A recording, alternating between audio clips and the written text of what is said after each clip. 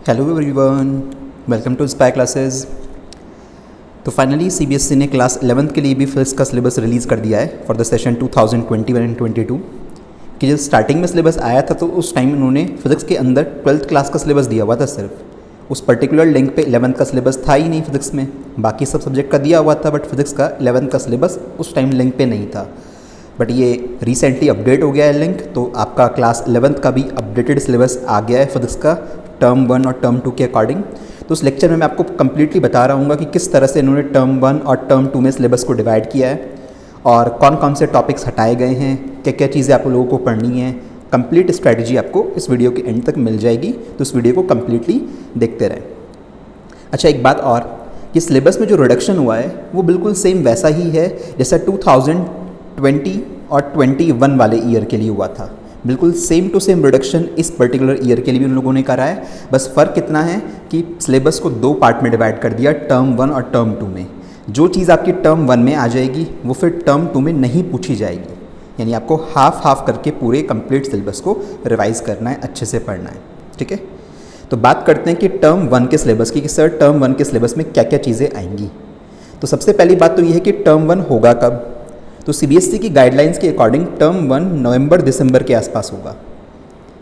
नवंबर दिसंबर का मतलब ये है कि नवंबर के लास्ट में शुरू हो जाएंगे एग्ज़ाम और दिसंबर के स्टार्टिंग तक ख़त्म हो जाएंगे। बाकी स्कूल के ऊपर देखो, 9th और 11th का सारा कुछ स्कूल के ऊपर डिपेंड करता है, सब कुछ उनके कंट्रोल में होता है।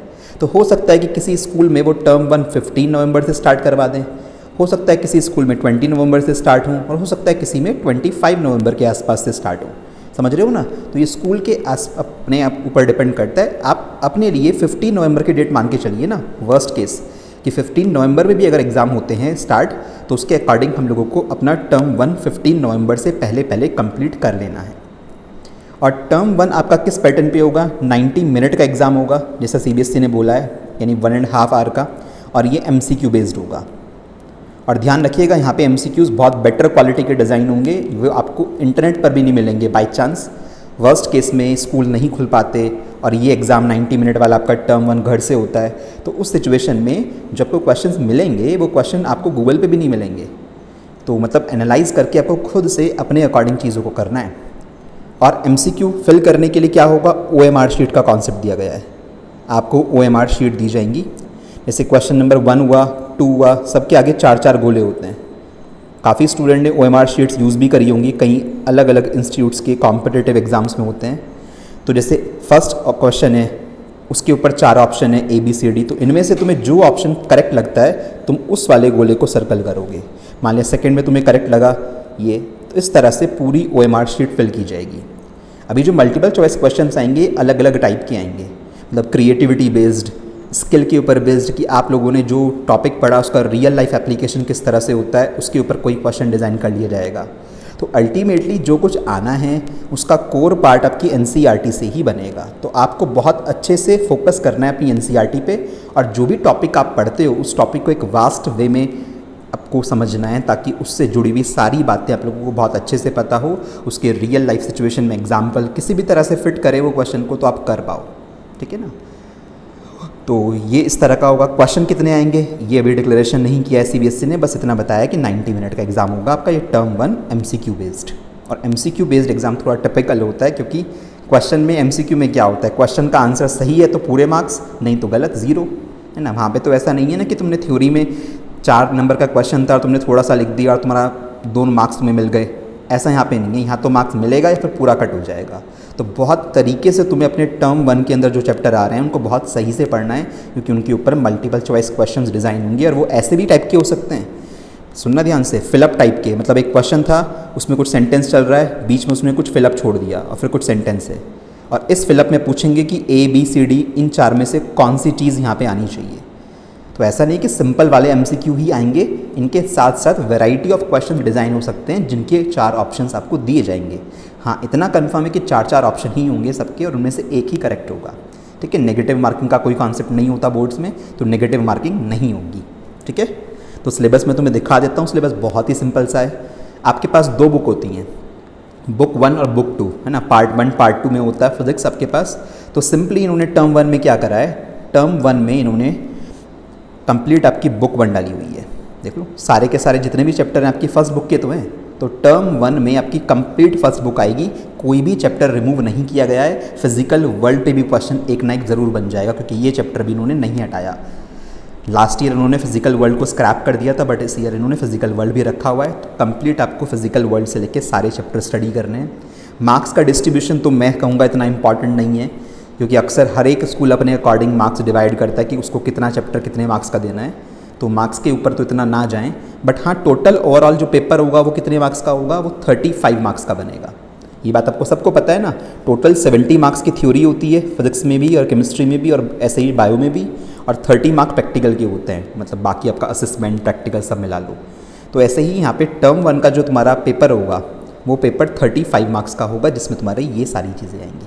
इसी तरह से टर्म 2 का पेपर भी 35 मार्क्स का होगा, जिसमें कि आपकी सेकेंड बुक आएगी। अच्छा, इतनी बात क्लियर हो गई। अब मैं तुम्हें ये समझा देता हूँ कि करके कि इन चैप्टर्स में से क्या क्या चीज़ें बोर्ड ने रखी हैं और क्या चीज़ें हटा दी हैं। जैसे बात करें फर्स्ट चैप्टर फिजिकल वर्ल्ड, तो बिल्कुल वही सिलेबस है जो आपको पढ़ाया जाता है, कोई भी टॉपिक रिमूव नहीं हुआ है। जहाँ पे कोई टॉपिक रिमूव हुआ है या फिर उसको सिर्फ ऊपर ऊपर से हल्का सा आइडिया बच्चे को देना है, वहाँ मैंने हाईलाइट कर रखा है, तुम्हें दिख जाएगा आगे। तो फिजिकल वर्ल्ड और यूनिट्स एंड मेजरमेंट्स स्टार्टिंग के 2 चैप्टर्स में से कोई भी टॉपिक नहीं हटाए, आपको कंप्लीटली सारी चीज़ें करनी है। ठीक है, तो स्टार्टिंग के 2 चैप्टर एज इट इज़ है, नो चेंज। जितना आज तक कराया जाता था वही सारी चीज़ें आपकी एनसीईआरटी में जो कुछ है आपको सब कुछ बहुत सही से पढ़ना है।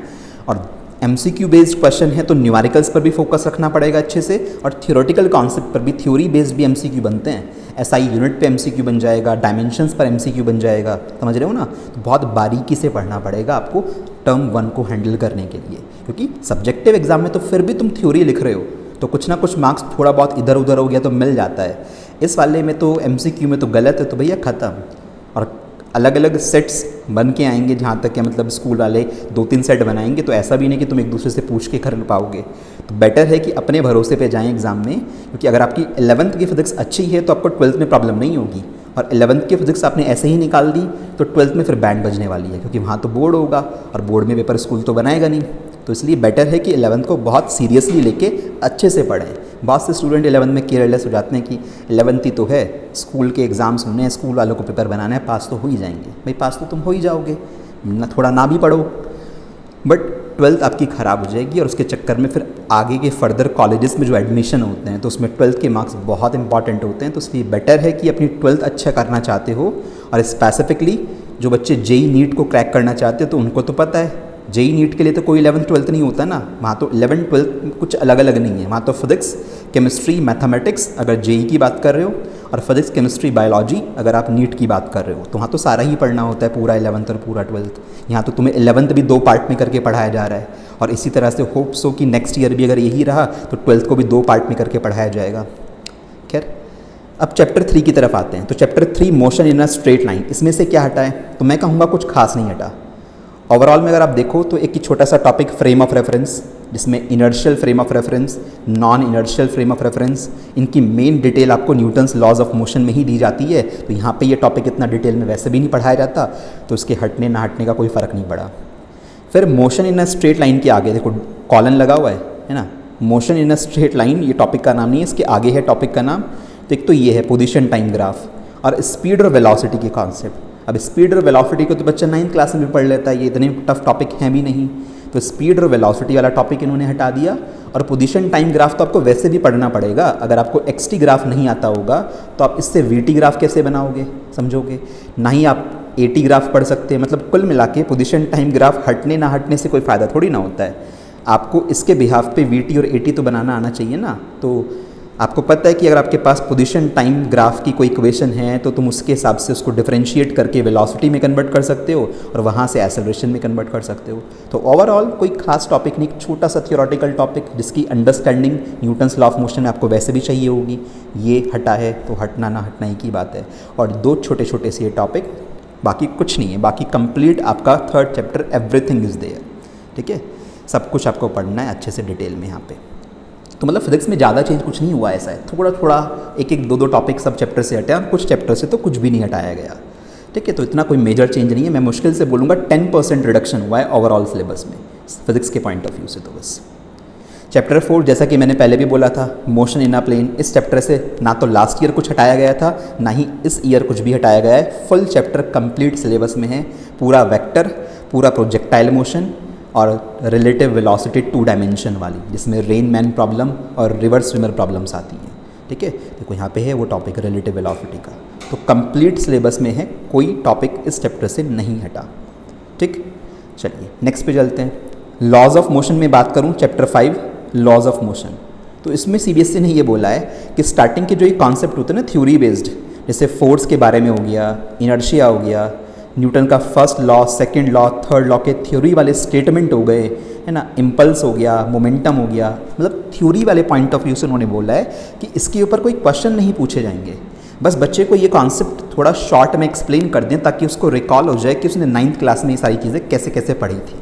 ठीक है, तो मतलब लिखवाने की इन सारे कॉन्सेप्ट को ज़रूरत नहीं है, सिर्फ एक बार बच्चे को अंडरस्टैंड करा दें कि ऐसे ऐसे ये सब चीज़ें होती हैं, बाकी इसके ऊपर कोई क्वेश्चन नहीं आएंगे। तो यहाँ से आपका ये सिलेबस है टोटल। मतलब हम लोगों को थ्योरी के पॉइंट ऑफ व्यू से इन्हें सब समझना है, इनको नोटबुक में लिखने की ज़रूरत नहीं है, इन पे एक क्वेश्चन सीबीएसई पुटअप नहीं करेगा। ठीक है, तो इनके बेस्ड पर जो एप्लीकेशंस होते हैं आगे, सीधी सी बात है कि आप फ्री बॉडी डायग्राम बना रहे होंगे, वहाँ पे तुम फोर्सेस लगा रहे हो, ग्रेविटेशनल फोर्स लगा रहे हो, इस पर रिएक्शन फोर्स लगा रहे हो, तो ये सब हैंडल तो तुम्हें तब भी करने पड़ेंगे ना। तो ये तुम्हें तब आते होंगे जब तुम लोगों ने ये सारी चीज़ें पढ़ रखी होगी। तो ओवरऑल पढ़ना तो इन सबको है, बस इतना है कि हाँ नोटबुक में आपको नोट्स बनाने की ज़रूरत नहीं पड़ेगी। ठीक है, बाकी ये पूरा चैप्टर एज इट इज़ है। फ्रिक्शन भी पढ़ना है तुम्हें, लॉज ऑफ मोशन भी पढ़ना है, सर्कुलर मोशन के कॉन्सेप्ट भी पढ़ने हैं। ठीक, वर्क पावर एनर्जी के चैप्टर पे आए तो इसमें से कुछ भी नहीं हटा है, complete chapter as it is है आपका, कोई टॉपिक रिमूव नहीं हुआ है। Chapter 7 system of particles in rotational motion, सबसे बड़ा चैप्टर है ये, मतलब काफ़ी कॉम्प्लिकेटेड चैप्टर भी माना जाता है कि मतलब फिजिक्स जिसको आती है, अगर ये वाला चैप्टर किसी को बहुत अच्छे से आता है तो उसकी फिजिक्स स्ट्रांग है। तो system of particles in rotational motion में से इन्होंने लास्ट में जो थ्योरम होती हैं, पैरेलल और परपेंडिकुलर एक्सिस थ्योरम जो होती हैं मोमेंट ऑफ इनर्शिया की, उन थ्योरम्स को हटाया है और उनके एप्लीकेशंस, यानी जब उन थ्योरम को अप्लाई करके हम मोमेंट ऑफ इनर्शिया निकालते हैं अदर ऑब्जेक्ट्स का, वो क्वेश्चंस नहीं आएंगे। ठीक है, तो आपको पैरेलल और परपेंडिकुलर एक्सिस थ्योरम नहीं पढ़नी है और उनके ऊपर कोई न्यूमेरिकल नहीं पढ़ना है। बाकी इसके अलावा पूरा का पूरा आपके पास सिलेबस नज़र ही आ रहा है, सारे टॉपिक्स आपको पढ़ाए जाएंगे। लास्ट के भी मैं थोड़े से पढ़ा ही दूंगा क्योंकि ये काफ़ी इंपॉर्टेंट है, कंपटीशन में इन पे बहुत क्वेश्चंस पूछे जाते हैं, तो आपको थोड़ा सा आइडिया परपेंडिकुलर और पैरेलल एक्सिस थ्योरम का होना चाहिए, एटलीस्ट इतना तो पता होना चाहिए कि कैसे अप्लाई करते हैं। ठीक है, तो वो एप्लीकेशन में आपको समझा दूंगा जब ये चैप्टर पढ़ाऊंगा। बाकी एज सच स्टेटमेंट लिखने को आपका नहीं आएगा, ना तो इसका स्टेटमेंट पूछेंगे थ्योरी में, ना ही इसका स्टेटमेंट, वैसे तो थ्योरी आनी ही नहीं है। खैर, मतलब कोई MCQ भी नहीं बनेगा इनकी थ्योरी के ऊपर, तो इन्होंने ये बोला है। तो जो हाईलाइट कर रखा है उसके ऊपर से कुछ नहीं पूछा जाएगा। लास्ट चैप्टर टर्म 1 का और फर्स्ट बुक का लास्ट चैप्टर ग्रेविटेशन। तो ग्रेविटेशन में से क्या हटा है? ग्रेविटेशन में से अगर बात करूँ तो Kepler's law of planetary motion, जिसको आप 9th क्लास में पढ़ लेते हो, तो कैप्लर्स लॉ हट गए, इनके ऊपर कोई क्वेश्चन नहीं आएगा।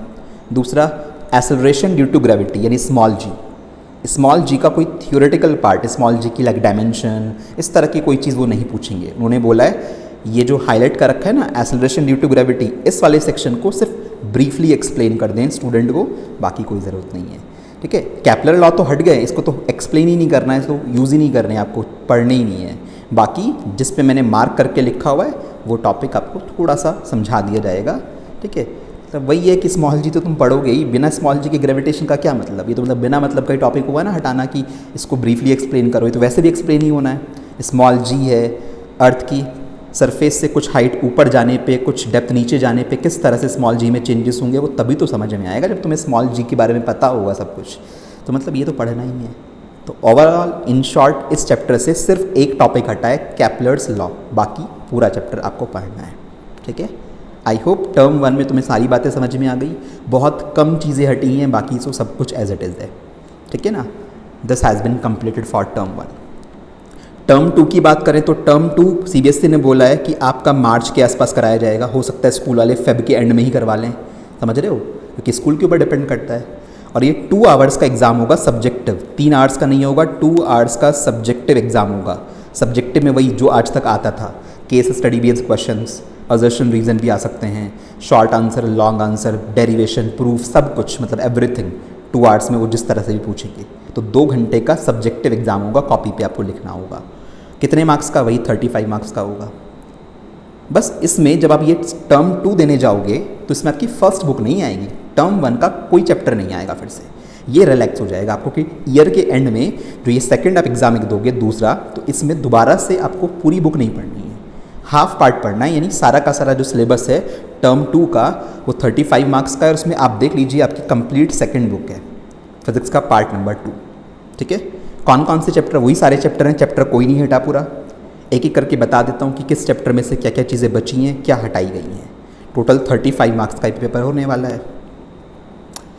तो बात करें सेकंड बुक में आ जाते हैं, तो इस सेकंड बुक में फर्स्ट चैप्टर आपको मिलेगा मैकेनिकल प्रॉपर्टी ऑफ सॉलिड्स। तो इसमें से कुछ चुनिंदा टॉपिक्स हटाए गए हैं, जैसे कि शीयर मॉड्यूलस ऑफ रिजिडिटी, है ना, एक पर्टिकुलर कॉफिशिएंट हुआ करता था, ये हट गया, इसके ऊपर कोई न्यूमेरिकल भी नहीं आएगा।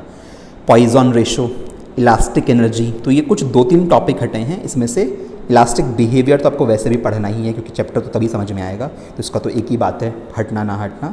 बाकी ये लास्ट के 3 टॉपिक इसमें से हटा दिए गए हैं। आपके पास क्या बचा? एक तो ये ग्राफ बचा स्ट्रेस का, हुक्स लॉ बचा, यंग्स मॉडुलस और बल्क मॉडुलस की स्टोरी बची। ठीक है, बाकी ये लास्ट के टॉपिक आपको नहीं पढ़ने इसमें।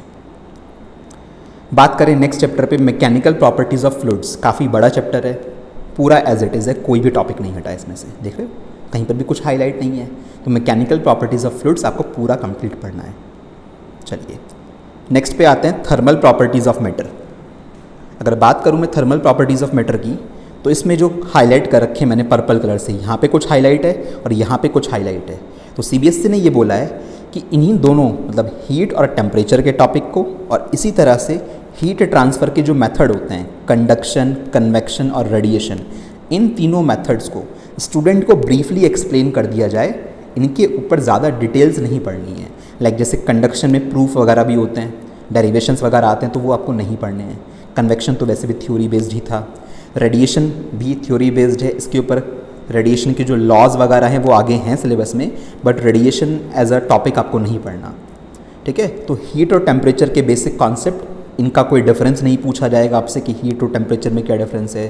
तो मतलब जो भी ब्रीफली एक्सप्लेन वाले टॉपिक है ना, उनको सिर्फ एक अपनी अंडरस्टैंडिंग बिल्डअप करने के लिए आपको समझना है, ताकि आप बाकी का चैप्टर पढ़ सको। तो ये टॉपिक सीबीएसई ने इस तरह से बोले हैं। बाकी आप देख रहे हो सारी चीज़ें हैं सिलेबस में यहाँ पर भी। और ये बाकी का बचा कुछ पार्ट, थर्मल कंडक्टिविटी, है ना, qualitative ideas of black body radiation, Wien displacement law, Stefan law, greenhouse effect, ये सारी चीज़ें आपको पढ़नी है। एक तरह से अगर मैं बताऊँ ना तुम्हें, तो ये जो इन्होंने करी है बेवकूफ़ी, कंडक्शन हटा के, कन्वेक्शन, रेडिएशन हटा के कुछ फ़ायदा नहीं हुआ। रेडिएशन से जुड़े हुए तो ये सारे लॉज हैं, ब्लैक बॉडी रेडिएशन बच गया, वीन डिस्प्लेसमेंट लॉ है, स्टीफान है, ये सब रेडिएशन से कनेक्टेड हैं। तो रेडिएशन पता होगा बच्चे को, तभी तो ये समझ में आएगा। इसी तरह से थर्मल कंडक्टिविटी इन्होंने यहाँ छोड़ दी कि ना कि ये आएगी, बट कंडक्शन हटा दिया। अब कंडक्शन के बारे में तो उसे पढ़ना पड़ेगा ना, तभी तो उसको थर्मल कंडक्टिविटी का आइडिया मिलेगा। तो वही बात है कि मतलब ये है कि कंडक्शन में जो प्रूफ आते हैं उस प्रूफ में मत जाओ, बस बाकी बेसिक सारा स्टूडेंट को यहाँ पे अच्छे से आना चाहिए, तभी उसकी गाड़ी यहाँ सही से चल पाएगी। तो सिलेबस जो कट करने का तरीका वो बहुत ही ख़राब है, मतलब रैंडम टॉपिक हटा रखे हैं कुछ भी अपनी मर्जी से, जिनका हटाना ना हटाना एक ही बात है, वो तब भी आपको पढ़ने ही होंगे, नहीं तो आगे का चैप्टर कैसे समझ में आएगा, है ना। तो थर्मल प्रॉपर्टीज़ ऑफ मैटर, जहाँ से ये थर्मोडायनेमिक्स हमारी मतलब स्टार्ट होती है, हीट वाला पोर्शन, तो ये छोटे छोटे से 2 टॉपिक्स हटाए गए हैं, बाकी पूरा चैप्टर आपको पढ़ना है। तो 11 चैप्टर हो गए। थर्मोडायनेमिक्स पे आते हैं। थर्मोडायनेमिक्स से क्या हटा है? तो थर्मोडायनेमिक्स से हाँ लास्ट के कुछ 2 मेन टॉपिक थे, हीट इंजन और रेफ्रिजरेटर, ये नहीं पढ़ने हैं। बट जो बच्चे जेईई या नीट की प्रिपरेशन कर रहे हैं उनके लिए ये इंपॉर्टेंट है, मैं आपको बता देता हूँ। जेईई या नीट में से इसमें से पक्का एक क्वेश्चन ज़रूर पूछा जाता है। तो हीट इंजन और रेफ्रिजरेटर से कोई क्वेश्चन आपका सीबीएसई यानी आपके स्कूल वाले नहीं पूछेंगे। तो ये 2 टॉपिक आपके इसमें से हटाए हैं इन्होंने, बाकी ये भी पूरा चैप्टर आपको पढ़ाया जाएगा। ठीक है, फिर बात करें काइनेटिक थ्योरी ऑफ गैसेस पे। Kinetic theory of gases in short इसको केटीजी बोलते हैं, है ना, KTG, kinetic theory of gases. तो ये भी पूरा चैप्टर बच्चों एज इट इज सिलेबस में है, कोई टॉपिक नहीं हटा। देख रहे हो फिजिक्स के साथ कितनी नाइंसाफ़ी की है, कोई टॉपिक, बहुत सारे चैप्टर ऐसे जिसमें कुछ भी नहीं हटा है, और जिसमें से कुछ हटा है उसके हटने का कोई फ़ायदा नहीं है, क्योंकि वो तो लगभग आपको तब भी पढ़ना है। तो ये पूरा चैप्टर एज इट इज़ है, कोई टॉपिक कट नहीं हुआ, किसी भी तरह से कोई चेंज नहीं है। तो 13 चैप्टर, टोटल 15 चैप्टर हैं फिजिक्स में, बहुत लंबा सिलेबस है फिजिक्स का। फिर आते हैं ऑसिलेशंस, चैप्टर 14, देख लो कोई टॉपिक नहीं हटा, पूरा फुल चैप्टर सिलेबस में है, नथिंग है। जिनके कंपटीशन की जो तैयारी कर रहे हैं उनको तो खुश होना चाहिए कि सारी चीज़ें पढ़ने को मिलेंगी, है ना। और जिनको सिर्फ एग्ज़ाम ही पास करने हैं भैया, हमें तो क्लास पास करनी है, तो उन लोगों को थोड़ा दुखी होना चाहिए कि कुछ कट नहीं हुआ, ठीक है। बाकी तो जिनके कॉम्पिटिटिव एग्ज़ाम है तो उनके लिए तो बढ़िया है ना, तुम्हें सब कुछ पढ़ने का मौका मिलेगा, मैं सब कुछ पढ़ाऊँगा आपको ये।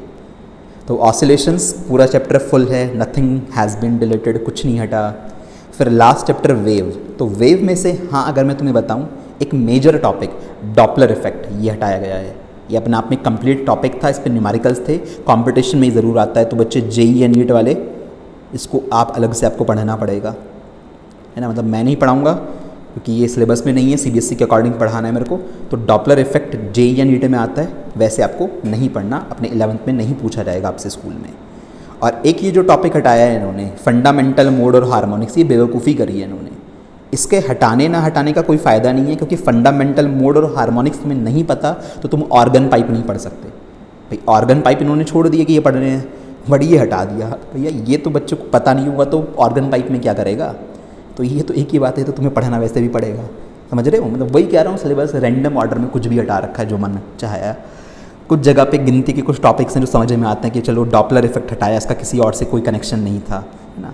बाकी ऐसे टॉपिक, और या पीछे की तरफ तुमने न्यूटन्स लॉ ऑफ मोशन में बच्चे के लिए फर्स्ट सेकंड थर्ड लॉ की थ्योरी को मना कर दिया कि उसको नहीं लिखवाना है, तो फिर बच्चों को आगे कैसे समझ में आएगी चीज़ें।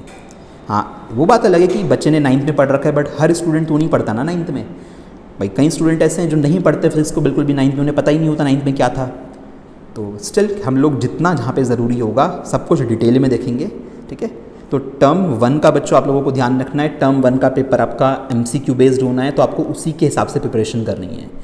सारे डेरिवेशंस करने की ज़रूरत नहीं है, क्योंकि सीधी सी बात है डेरिवेशन तो आएंगे नहीं, बट जहाँ पे कॉन्सेप्ट समझने के लिए डेरिवेशन समझना ज़रूरी है। क्योंकि कई बार क्या होता है, कुछ क्वेश्चन को सॉल्व करने के लिए तुम्हें उसका डेरिवेशन समझ में आना चाहिए, क्योंकि अगर तुम्हें डेरिवेशन नहीं आता होगा तो तुम उस न्यूमेरिकल को क्रैक नहीं कर पाओगे, ठीक है। तो ऐसा नहीं कि चैप्टर उठाया MCQ करने स्टार्ट कर दिए, इससे कोई फ़ायदा नहीं होगा।